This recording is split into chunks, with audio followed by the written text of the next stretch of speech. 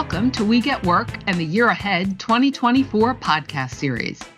Covering workplace issues from both subject matter and industry perspectives, the 19 episodes provide both big picture trends and detailed tactics that can help employers achieve their workplace ideal while remaining real about regulations, compliance challenges, and more in 2024. Jackson Lewis invites you and others at your organization to experience the report's legislative, regulatory, and litigation insights in full at our website, jacksonlewis.com, or listen to the podcast series on whichever platform you turn to for compelling content.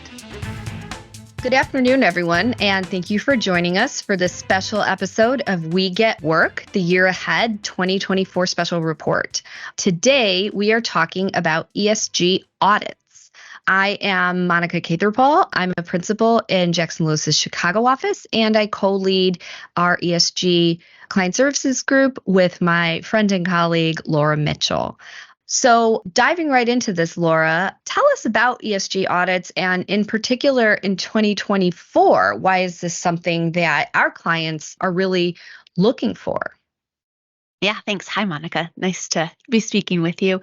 So I think this landscape in 2024 has really been shaped and informed by what happened in 2023, right? We had, most notably, the Students for Fair Admissions U.S. Supreme Court decision, which really put a spotlight on DE&I, but it was a narrow decision. And so I think employers are still trying to understand and wrap their heads around what is the impact of that decision for my organization. Because the decision really only applied to college admissions, but the fallout from it, we saw letters going to organizations, publicly traded companies, kind of referencing that decision with respect to their DE&I program. And so I think there was a lot of confusion around what are we still able to do? What should we be doing? What's lawful? What's unlawful? So I think 2024 is starting out kind of where we left 2023 with just understanding the landscape of what we should be doing. And I would say that the legality of most organizations' DE&I programs hasn't changed, but the risk profile has shifted. So what you were doing before still may not have run afoul of the law. It doesn't still today, but it could draw more scrutiny to your organization than it did before. And that's part of the calculus now. But we know that that is potentially changing with the Muldrow decision that we heard oral arguments for at the Supreme Court just a few weeks ago. Tell us about how that could change basically everything. Right, exactly. So the Muldrow decision is really turning on what type of action can an employee use to bring a claim of discrimination against their employer. And it's really about where is that threshold? Where is that floor?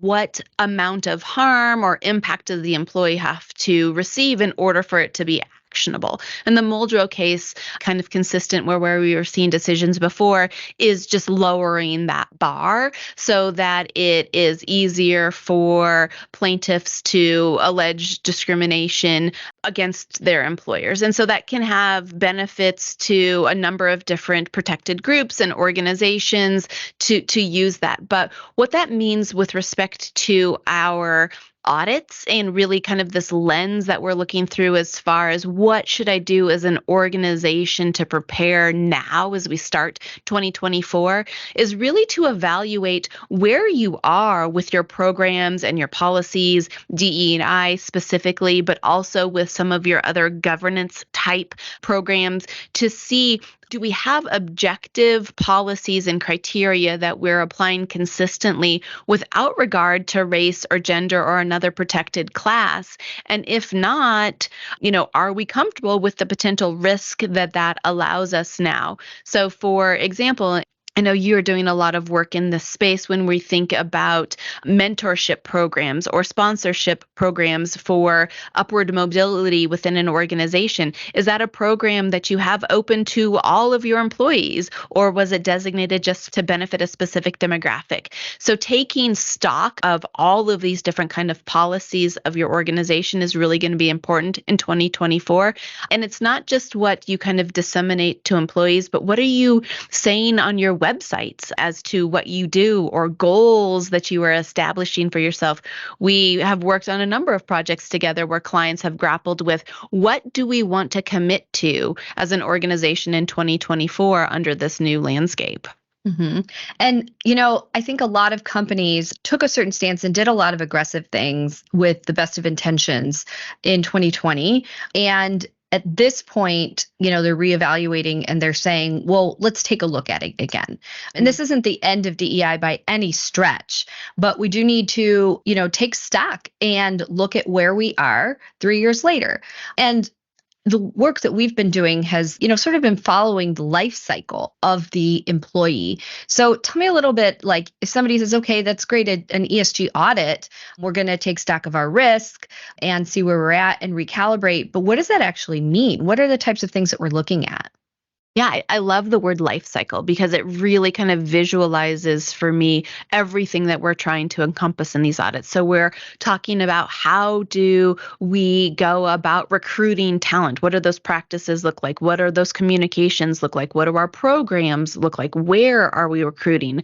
Even our job descriptions, right? We want to make sure that we're not running afoul of any of our laws from Title VII to the ADA to any of the pay transparency laws that we now have in effect in a number of states across the country. Once we start interviewing candidates, are we looking for our processes to determine whether they have adverse impact, right? This is where we get into the statistical analyses and validation and whether or not our selection criteria is objective or if it's causing adverse impact. Once individuals are within our organization, how are we supporting them through those mentorships or fellowships? Or what does our ERG program look like, process look like? Do we allow anyone who wants to organize an ERG to submit an application for that? What is our kind of construct around that? How are we selecting people for promotions? What do our performance ratings look like? A lot of organizations have moved away from hardcore kind of performance ratings and gone to more soft touches throughout the year. That's great. But if you come down to your merit cycle and you're trying to align pay increases with performance, what are you going to rely on and what is the criteria and the proof of that if someone challenges you from a pay perspective? And then, of course, we're seeing a lot of reductions in forces as the economy kind of takes these swings. So how are you looking about evaluating your talent to decide who is going to be subject to this reduction in force and who's going to keep and these restructuring? So we have all of these different goals. But again, it's from the beginning to the end of this employee life cycle and everything in between. Yeah, and I always think of it as both so many opportunities throughout the life cycle to be challenged and risk, but also so many opportunities to really advance your organization's values. So a new year is a good time to take stock. What about outside the employment cycle? We've heard about, initiatives with vendors and, human trafficking and workplace safety and wage hour, throw some labor in the mix. It's a little bit of everything. Right. The answer is yes, right? Yes to all of that. Supplier diversity. We are seeing, a lot of uptick in questions around that following Students for Fair Admission. So I think every aspect of what employers do and their interactions with their employees and the creation of their workforce environment needs to kind of be reevaluated at certain levels. We have guidance that's been on the books and regulations for years in some of these spaces. In others, we don't have any, or it's brand new. new, like with respect to human capital disclosures that we're waiting from the SEC for. So a lot of this is, again, coming back to the beginning and taking stock of where you are and what your current compliance landscape is, and then evaluating the pieces that need to be updated or maybe the new pieces that you need to fill in. But I would just say that, kind of as a closing thought, that there's no way to eliminate risk completely. That's right. Right? That's right. We're in the business of helping to mitigate risk and to ensuring that your practices align with your risk profile. We're talking more and more about this risk profile. I feel like in every conversation, it's who are you as an organization and where are you comfortable operating, and then making sure that your practices and your policies are in line with that. Yeah, we try and eliminate surprises, if not risk. Exactly. Right? Exactly. Yep. Well, thank you so much for chatting with me. I know we'll talk again soon. Yes, always a pleasure.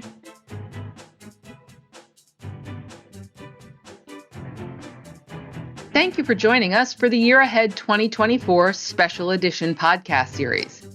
Please tune in to our next episode, where we will continue to tell you not only what's legal, but what is effective.